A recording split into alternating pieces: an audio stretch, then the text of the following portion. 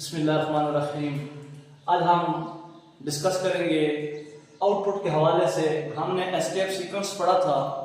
Escape sequence के अंदर हमने देखा था एक /n था, /t था, /b था। तो उनको अब हम प्रैक्टिकली विद एग्जांपल देखेंगे कि वो प्रॉपरली कैसे वर्क करते हैं।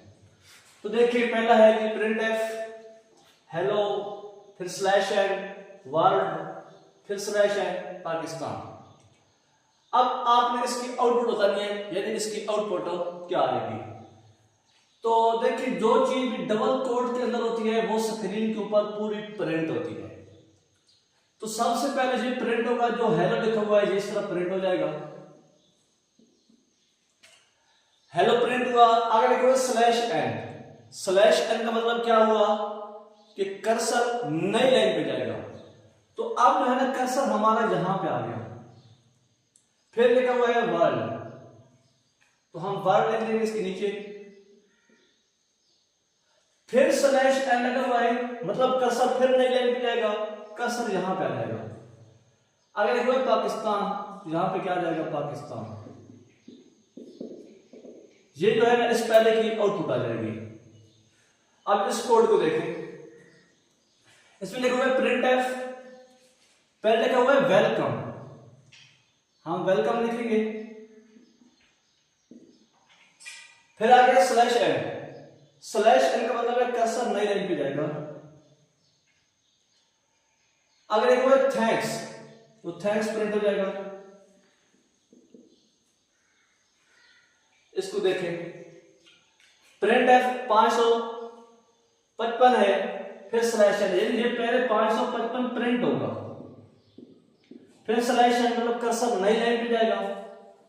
तो नई लाइन पे क्या आ जाएगा, 55 आ जाएगा। ये इस printf का ये वाला। अब देखें, ये दो थे ना, ये थे एस्केप सीक्वेंस के हवाले से। एक रहता है एस्केप सीक्वेंस के हम ये भी डाल लेते हैं। पहले है स्टार प्रिंट होगा, फिर /n की वजह से कर्सर नई लाइन पे आया, फिर आगे 2 स्टार लगेंगे, तो 2 स्टार प्रिंट हो जाएंगे। फिर /n लगा हुआ है, कर्सर फिर नई लाइन पे जाएगा, फिर 3 स्टार है, हम 3 स्टार को प्रिंट कर देंगे। ये इसकी आउटपुट आ जाएगी। ये जो थे ना, ये थे एस्केप सीक्वेंस के हवाले से। जो नेक्स्ट बाकी है ना, ये हमारा है फॉर्मेट स्पेसिफायर के और फील्ड विड्थ के साथ। हम इनको भी डिस्कस करेंगे। इनके बारे में हम ऑलरेडी वीडियो में डिस्कस कर चुके हैं कि फॉर्मेट स्पेसिफायर क्या होते हैं, एस्केप सीक्वेंस क्या होते हैं। तो आप एक दफा उन वीडियो को जरूर देख लें ताकि आपको क्लियर हो जाए। अब देखें इस क्वेश्चन को, यहां पे है कि इंट i, यानी हमारे पास एक i होगा वेरिएबल, उसके अंदर 10 इनिशियलाइज है, तो हम उसको 10 दे देंगे। फिर नेक्स्ट लाइन पे आ जाएंगे, printf है %3d। अब यहां पे 3 का मतलब क्या है, 3 का मतलब यह है कि जो उसकी फील्ड विड्थ है वो 3 है। अगर डिजिट फील्ड विड्थ से कम होंगे तो वो अपनी तरफ से एक्स्ट्रा स्पेस लगा देगा। अगर फील्ड विड्थ से हिंस से ज्यादा है तो जितनी भी डिजिट है वो तमाम स्क्रीन पे शो होंगे, चाहे फील्ड विड्थ कम ही क्यों ना हो। अगर हमारे पास यहां पे 10 हिंस से होते और यहां पे हमारे पास 3 है, यानी फील्ड विड्थ 3 थी, अब वो 10 के 10 स्क्रीन पे प्रिंट होंगे। अब यहां पे हमारे पास जो डिजिट है वो 2 है, यानी एक ये वाला और दूसरा ये वाला। लेकिन 3 लगा हुआ है, इसका मतलब है कि 3 डिजिट स्क्रीन पे प्रिंट होने चाहिए, जो सी में आई में पड़े हैं। तो 10 तो प्रिंट हो जाएगा, यानी इस की जगह पे। और इस 3 के लिए देखिए, ये 1 ये 2, एक खाना जो है ना वो और भी आएगा, तो हम उसके लिए ऐसे ब्रैकेट स्पेस लगा देंगे। ये जो बॉक्स है ये एक्स्ट्रा स्पेस को शो कर रहा है, जो हमारे पास 3 डिजिट था, यानी ये एक्स्ट्रा डिजिट की जगह है। अब इधर देखें, हमारे पास एक वेरिएबल है f, चलिए मैं इधर बता देता हूं। एक f वेरिएबल है, इसके अंदर पड़ा है जी 3.14 15 19, ये पड़ा है। फिर देखें 5.1, जो फॉर्मेट स्पेसिफायर है ना i के साथ, इसके सॉरी इधर f नहीं है, 5 से 1 था। अब इस 5.1 में टोटल 5 होने चाहिए। इसका मतलब क्या है, यानी ये जो 5 है इसका मतलब है कि टोटल डिजिट 5 होने चाहिए।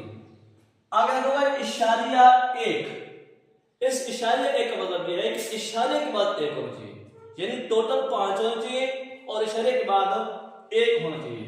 तो देखें इसमें कुल कितने हैं जी, इशारिया 1 और 3 हो गए 2, 1 2 और 3 हो गए। अब 2 हमारे रहते हैं, हम 2 की क्या लगा देंगे, ऐसे स्पेस लगा देंगे, तो ये टोटल 5 पूरे हो जाएंगे। और साथ लिखा हुआ है f इज इक्वल टू, यानी ऐसे आएगा f इज इक्वल टू, ये 2 डब्बे बनेंगे। फिर देखें प्रिंट f, फिर f इज इक्वल टू। अब ये जो f है ये इसके साथ आएगा। अब ये न समझ लेना कि ये नई लाइन है तो आउटपुट नई लाइन पे आएगी, ये इस f के साथ आएगा। अगर स्लैश n होता फिर तो ये f नई लाइन पे आता, चूंकि स्लैश n हमने स्किप सिक्योर से नहीं लगाया तो अब ये जो f इधर ही आ जाएगा। फिर है 3.2f। अब देखें 3.2f का मतलब क्या है, यानी टोटल डिजिट 3 होने चाहिए और इशारे के बाद 2 होने चाहिए। अब इसी को देखें, यदि इशारे के बाद जो है ना, सॉरी इधर लिखेंगे, इशारे के बाद 2 आ गए और टोटल 3 आने चाहिए थे तो 3। अब देखें आने 3 चाहिए थे, हमने लगा 4 दी है, यानी 1 2 3 और 4। अगर जो हमारे टोटल डिजिट है वो दी गई स्पेस से ज्यादा है तो इसको ऑटोमेटिकली जब स्पेस मिल जाता है और पूरे डिजिट शो होंगे।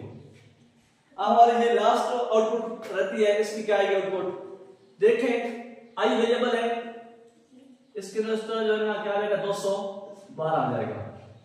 फिर 5 डी है, यानी i is equal to 5 D, मतलब टोटल कितने डिजिट आएंगे, 5 आने चाहिए। 212 तो वही आ जाएंगे, 2 और भी आने चाहिए तो 2 की हम एक्स्ट्रा स्पेस लगा देंगे, ये 5 पूरे हो जाएंगे। फिर i है, ये i भी इसी तरह नेक्स्ट आगे इधर ही आएगा, ये i भी इधर ही आएगा। इसकी वजह क्या है, क्योंकि यहां भी एस्केप सीक्वेंस इस्तेमाल नहीं हुआ और इसमें 1 लिखा हुआ है, यानी एक डिजिट इस्तेमाल करें।